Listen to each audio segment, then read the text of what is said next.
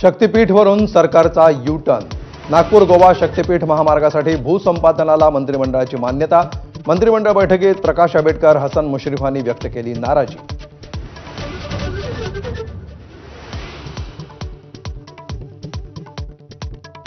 मुख्यमंत्र्यांच्या नागपूर दक्षिण पश्चिम मतदारसंघात 5 महिन्यात 8% मतदार वाढले। राहुल गांधींचा आरोप। नितीन राऊत, जितेंद्र आव्हाड, असलम शेख यांच्या मतदारसंघांचा दाखला देत फडणवीसांचा पलटवार।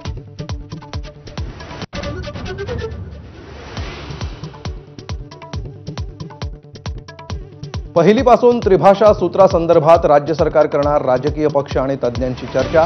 दादा भुसे राज ठाकरेंची भेट घेऊन भूमिका समजावणार। मराठी साहित्य वर्तुळातूनही धोरणाला विरोध।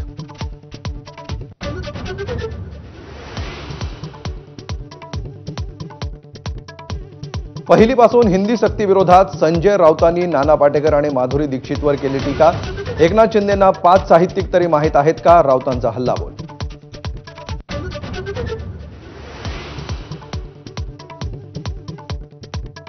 माळेगाव साखर कारखाना निवडणुकीत ब गटातून अजित पवार विजयी। सरकारमध्ये मोठ्या पदावर असलेल्या व्यक्तींनी सहकारात निवडणूक लढवू नये, शरद पवारांचा अजितदादांना टोला।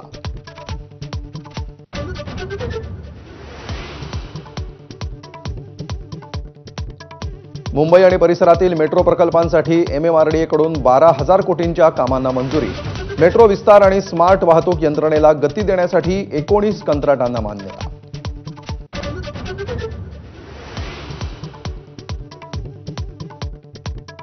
समृद्धी महामार्गाच्या आमने ते इगतपुरी टप्प्यामध्ये मोठमोठे खड्डे।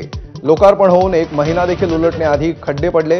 MSRDC कंत्राटदारांवर कारवाई करणार का? प्रवाशांचा संतप्त सवाल।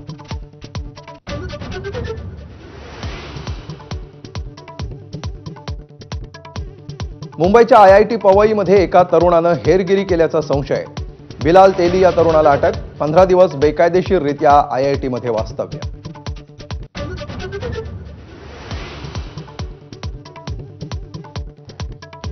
कर्नाटकातील आलमट्टी धरण यंदा जून महिन्यातच 61% भरलं। आत्ताच पाणीसाठा वाढल्यामुळे सांगली कोल्हापूरमधील नदीकाठच्या नागरिकांमध्ये भीतीचं वातावरण।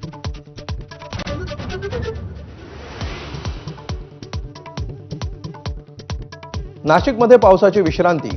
गंगापूर धरणातून पाण्याचा विसर्ग कमी केल्यामुळे गोदावरीचा पूर ओसरायला सुरुवात।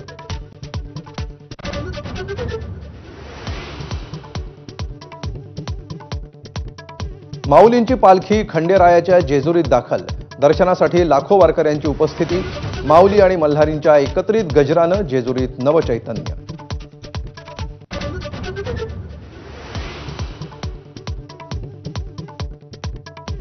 बारा दिवसांनी इस्रायलनंतर इराणकडूनही युद्धबंदीची घोषणा।